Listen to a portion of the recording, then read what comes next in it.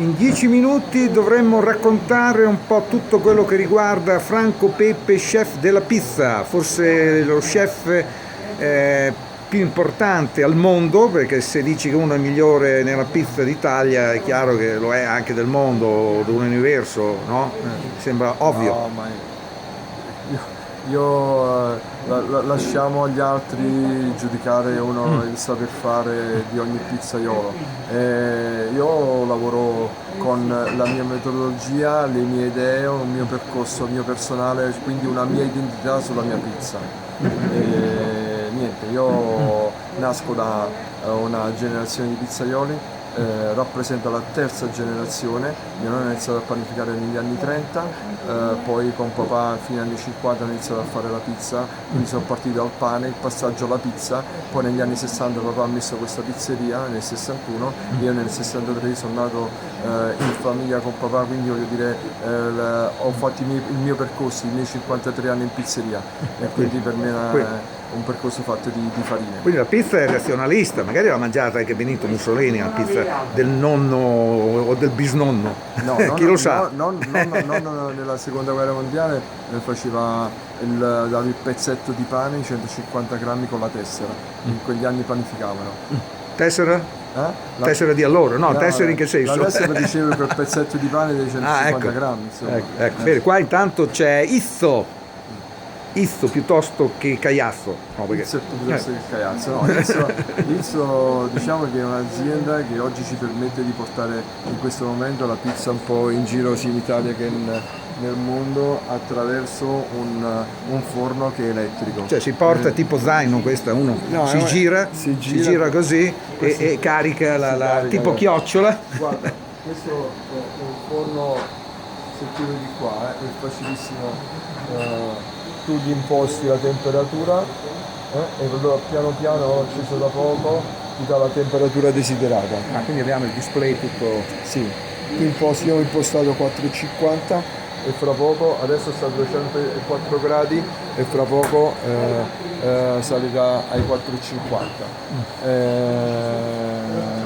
E quindi questo forno ci permette di fare la pizza in posti dove non troviamo il forno a legna, il classico forno a legna per la nostra pizza. Bene, questo è arrivato fino a Cortina d'Ampezzo perché siamo in un 5 stelle lusso, giusto per farvi capire, questa è la veranda con vista sui campionati del mondo di sci femminile, nel momento in cui stiamo registrando e filmando questo video con il premio Pulitzer. No? Quindi... Posso permettermi di dire così, il premio Pulitzer Franco Pepe, che non era una battuta, perché sembra ci sia qualcuno che ha scritto su di lei, sulla pizza, e abbia ricevuto questo premio. Chiaramente non in Italia. Diciamo che scrivono tanti sulla mia pizza, questa è una bellissima cosa. E oggi se ne parla non solo in Italia ma nel mondo, infatti mi accingo fra poco a fare una serata a Los Angeles e quindi per me è una grande soddisfazione che da artigiano faccio un grande percorso. California. Sì, California. Eravamo con Miss California qualche giorno fa al SIGEP con i pistacchi della California.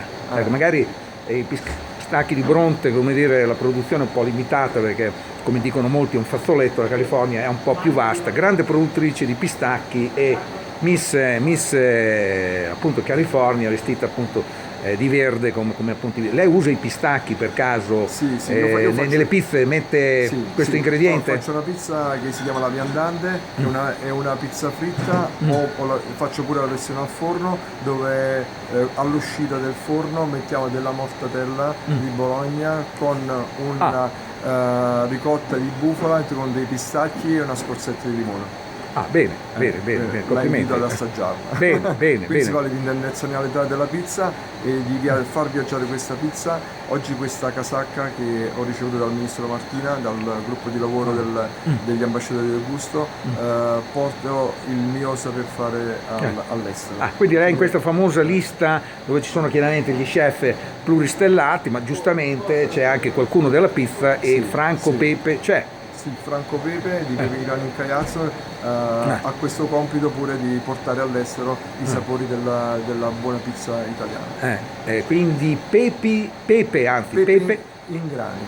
È Ingrani, ecco. Singolare, che è il cognome, e poi il plurale. Ingrani perché è un po' un gioco di parole, perché il mio cognome è Pepe, e anche perché il pepe in grani, le tre tipologie insomma di pepe più importanti che danno, sono le tre offerte che do, cioè la pizzeria, il laboratorio, quindi la ricerca, e l'accoglienza, perché come abbiamo parlato prima ho l'accoglienza, le camere in una pizzeria, cioè la pizzeria intesa come un luogo, una locanda dove do un messaggio, una pizza più slow, una pizza più ragionata, quindi un invito a rimanere da me oltre a mangiare la pizza. Invece di 80 e passa camere come qui al 5 Stelle Lusso di Cortina d'Ampezzo ne ha 3, Sì. però più o meno, come dire, con una spa poco più in là. Mi permette di ricevere soprattutto chi fa del turismo enogastronomico.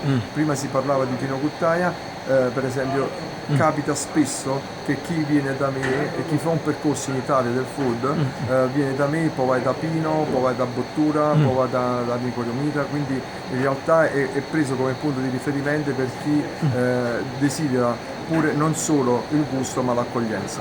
Bene, complimenti. No, ma io mi chiedevo, visto che molti grandi vini, per esempio in queste ore mentre noi stiamo facendo questo filmato, perché c'è stata la serata a Cortina d'Ampezzo, praticamente notavo che invece a Verona viene presentata la nuova annata dell'Amarone. L'Amarone è un vino che nasce, la leggenda narra, da un vino dolce, ma questo anche nel Sagrantino di Montefalco, cioè tanti grandi vini a tavola in realtà una volta erano il vino magari una volta all'anno delle feste, e mi chiedo se la pizza sia nata dolce. Mi viene questo dubbio, nel 500 chissà, questa pizza che lei fa, che era una pizza dolce allora come oggi? Io credo che è una pizza molto semplice, perché non avendo né il pomodoro né la mozzarella, si faceva la pinza conciata, era questa pinza conciata, era una schiacciata dove c'era della sugna, del pepe, del basilico e del pecorino. E io l'ho interpretata con questo dolce, il dolce dei fichi, della confettura dei fichi del Cilento. Quindi si potrebbe andare a vedere se poi, come molte cose che iniziano dolci, poi, come dire, vengono anche... hanno un percorso. Ecco, quindi di solito dietro un successo c'è sempre qualcosa del genere, diciamo, nell'enogastronomia. Questo termine non so se è appropriato, che può sembrare brutto o bello a seconda, enogastronomia, no? È un po', no? È un po' così, sì. Comunque gli abbinamenti sono importanti. Oggi per esempio la pizza ha modificato pure un po' il suo percorso, è finita l'era della pizza con birra e Coca-Cola, dove solo birra e Coca-Cola, ma oggi c'è un grande abbinamento ai vini. Infatti nella mia pizzeria c'è una sala di degustazione proprio per proporre un percorso di degustazione con gli abbinamenti ai vini o allo champagne.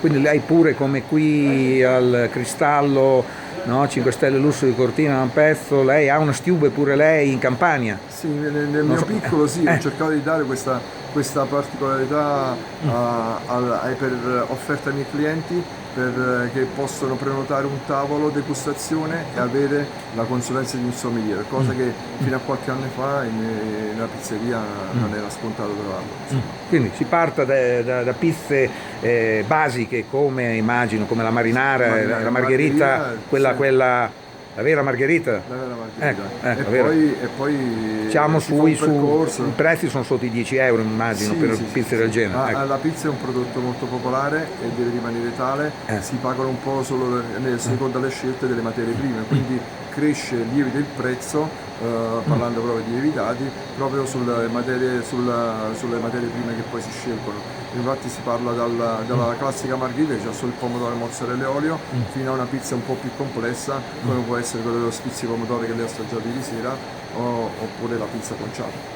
Bene, invece queste esperienze simili a quelle dei colleghi chef dei ristoranti, cioè fare come dire un amuse-bouche, entrée, piatto e dessert, cioè un percorso gastronomico a una cifra totale, c'è una proposta di menu, come succede ormai in tutti i ristoranti, anzi in Francia dicono la formule. Cioè la formula che chiaramente avvicina i clienti, anche nel suo caso è così? Io la mia formula nella sala di degustazione è affidarmi, in realtà dialogo molto con il cliente e cerco di capire una degustazione quanto possa essere lunga e su quale materie prime